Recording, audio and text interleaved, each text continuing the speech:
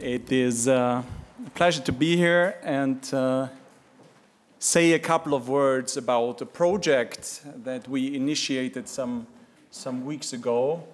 I think my time slot is around 15 minutes, so I will use these 15 minutes to talk about two things. One thing is a little bit about the book and the background of the book, which we are collecting with the title The Future of Europe, Views from the Capitals.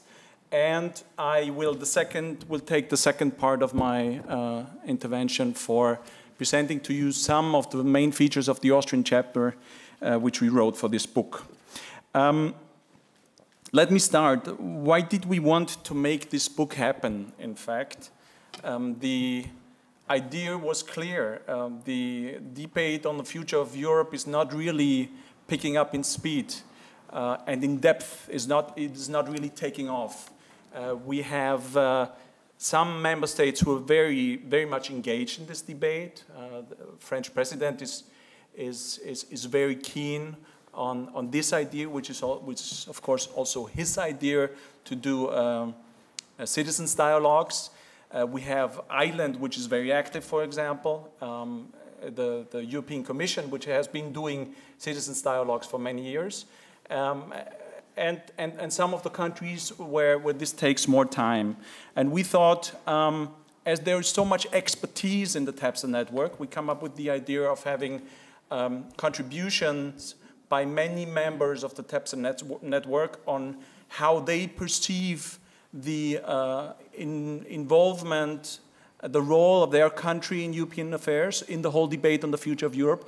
What can the respective countries do better, a sort of constructive criticism.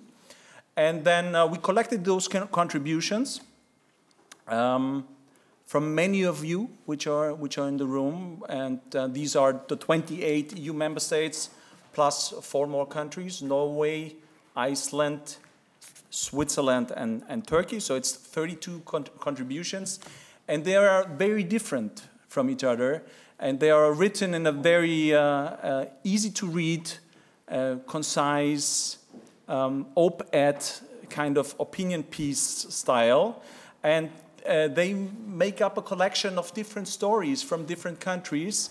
They are an analysis of different political landscapes, and there are little pieces of a puzzle that comes together. And if you read through the book, you will see that there are many differences. But then you will also see that there's one thing that all those authors have in common, which is that they would like to have their government to get more involved in European affairs, and they see a need for a European debate on a national level in the different national public spheres. The book is under production now. It is going to be produced in August, and it will be out in September. So we will start with the presentations of the book in September. And I would like to take this opportunity also to thank many of you for making this book a reality. I think Johannes Pollack is not yet here. Johannes, hi. Well, he is actually the one. Thank you very much, Johannes. When we talked about the idea, he actually translated this idea with a lot of energy and time into reality. Thank you for this. And then we had Christoph Schmidt from our office, who did all the proofreading of your contributions. And of course, Michael Keding, who also thought that the idea was a good one and introduced the idea into the TEPSA network. And all of your contributions, in fact, and your readiness to contribute with your analysis to this book. So thank you all for this.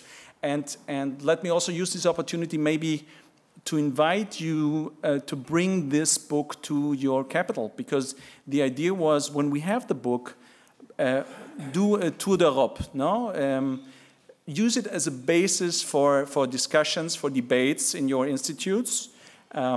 Invite some of us, some of the authors, and bring in the political decision makers, and then have a discussion on this. I think this is important. I think in September we're going to try to have a book presentation here in Vienna and also in Brussels, and then you're all welcome to take it on from there, and we try to get as much attention as possible.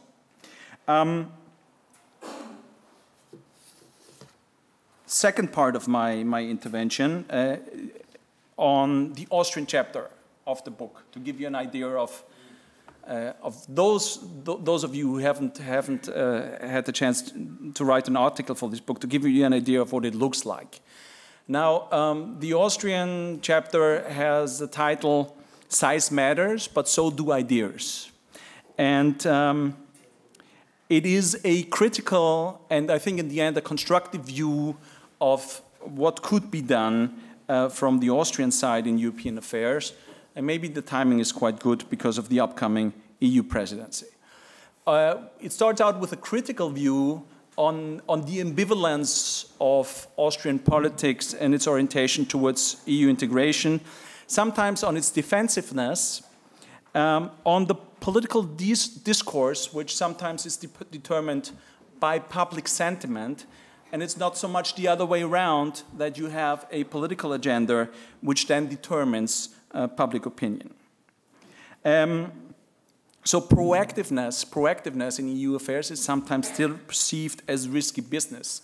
It is perceived as something which is not a vote getter, but these things can change. There's also a lack of a reality check on what sovereignty, national sovereignty still means. There's a strong security discourse which dominates many of the other elements of what the debate should look like. And I think maybe there's also one exception to the fact that political discourse or political agenda setting follows public sentiment. And this exception is, for example, the Austrian priority on the Austrian support for the countries of the Western Balkans on their path towards EU accession. Because people and politicians here know that this is not a very popular subject, in fact, in Austria, but nevertheless, it is a medium-term strategy and a priority which is followed, driven also by economic interest, but not only by economic interest. Now, this is the one side, a little bit more critical view. On the other side, you have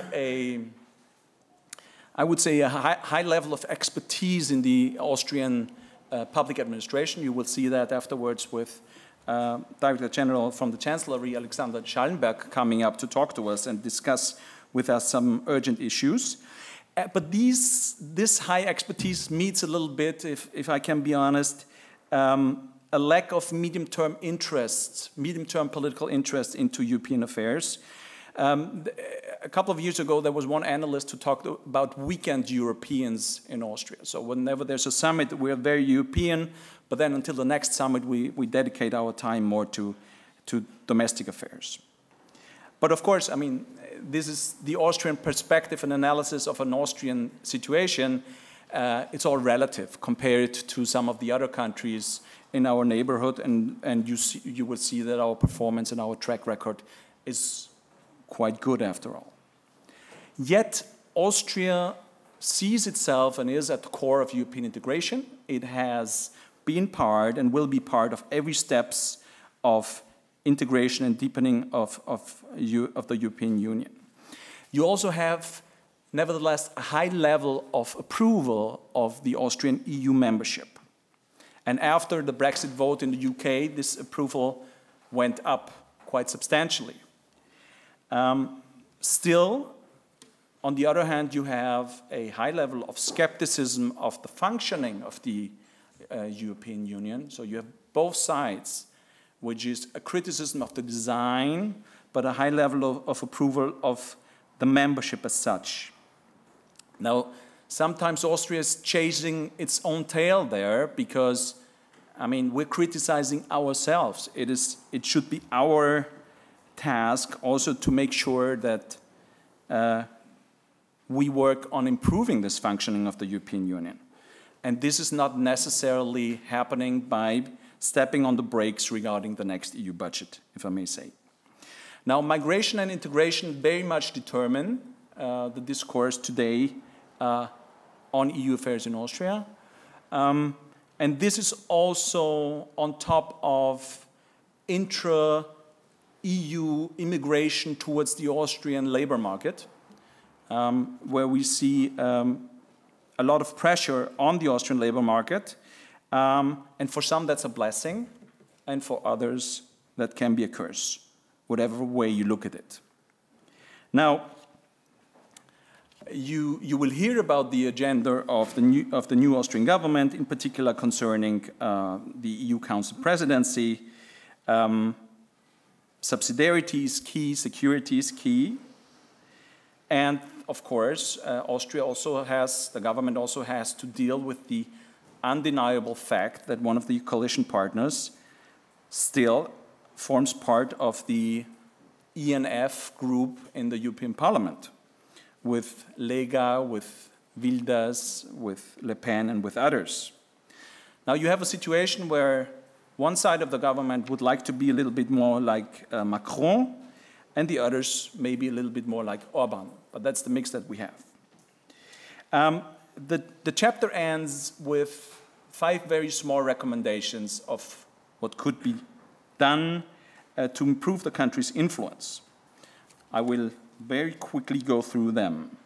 One is to get a little bit away from this universal approach of a small or medium-sized country doing everything, and focus on one's own ideas, getting to terms with what our priorities are, and responding to the debate on the future of Europe with own constructive and creative ideas.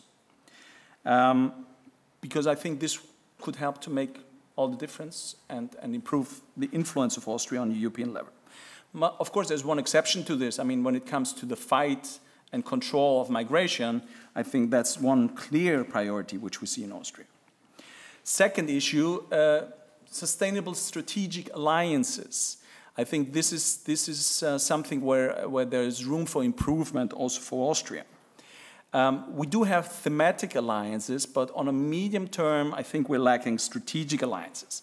If you think about, for example, the negotiations on the relocation of the 2 EU agencies from the UK due to the Brexit to other EU capitals or EU cities, and if you consider that Vienna is usually ranked worldwide as one of the most livable cities with the highest quality of life, and if you reflect on the fact that Austria got 4 points concerning the EU medicine agency, and 3 points Austria gave to itself, so you can actually tell that there's a lot of food for thought there.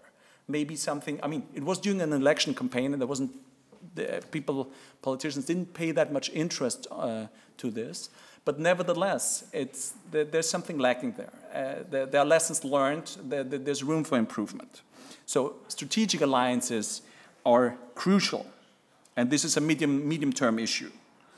Third point, if you want to build bridges, I think that's a good idea to overcome tensions, but you have to invest in content and proposals to overcome these tensions, because just by building bridges,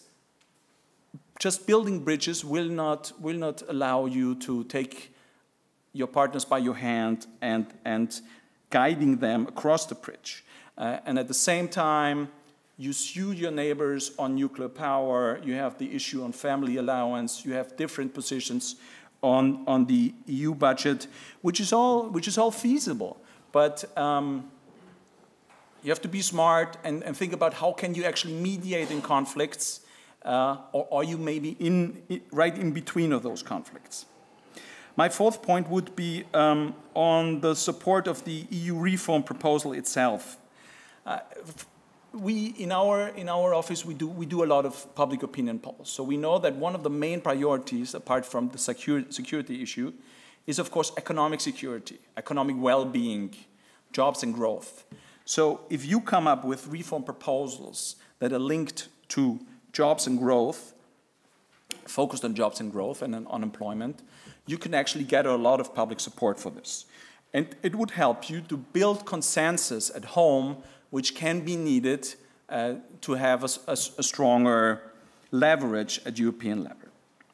And last but not least, on the West Balkan enlargement, my fifth point in this article is that the enlargement of the countries of the Western Balkan is one of the priorities of Austrian foreign and European affairs.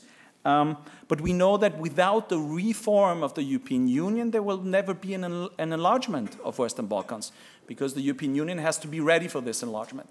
So you can actually use enlargement maybe also as a leverage to enhance the speed of this EU reform, because without that, nothing will happen.